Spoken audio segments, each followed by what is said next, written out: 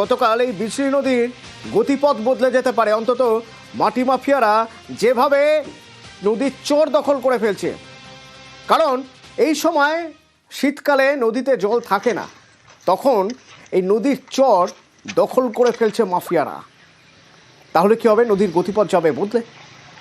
আমরা দিনভর খবর দেখানোর পর আজ প্রশাসনিক পদক্ষেপ। বিশ্বজিৎ আছে আমার সঙ্গে। বিশ্বজিৎ, প্রশাসনিক কয়েকজনকে দেখতে পাচ্ছি আমরা, তারা যে ছবি দেখছি যে তারা ওই জায়গা ঘুরে দেখছেন, কি ব্যবস্থা নিলেন তারা? দেখো, মনিরাম গ্রাম পঞ্চায়েতের এই এলাকায় কার্যত যেভাবে এই বিজলি নদীর গতিপথ পরিবর্তন করা হয়েছে, তারপরেই কিন্তু প্রশাসনের আধিকারিকরা ঘটনাস্থল পরিদর্শন করেন এবং মনিরাম গ্রাম পঞ্চায়েতের পক্ষ থেকে সেচ দপ্তরকে ইতিমধ্যে লিখিত আকারে অভিযোগ জানানো হয়েছে। যেখানে তুমি দেখতেই পাচ্ছ, বিজলি নদীর গতিপথ পরিবর্তন করে নদীর যে চর তা বিক্রির ছক ছিল জমি মাফিয়াদের একদিকে, অন্যদিকে দেখা যাচ্ছে নদীর চরেই কিন্তু আস্তে করে কংক্রিটের নির্মাণ হচ্ছে।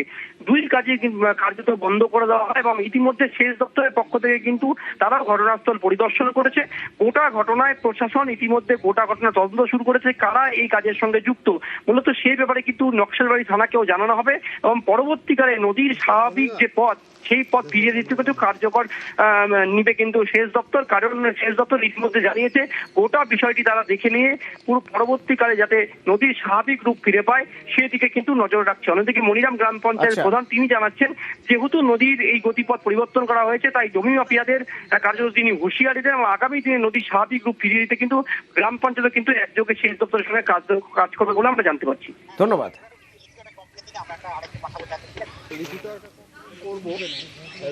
আমরা আপনাদের মাধ্যমে জানতে পেরেছি এবং আমি ধন্যবাদ জানাই। আমি সবাইকে নিয়ে আমি দ্রুততার সঙ্গে স্পটে এসেছি।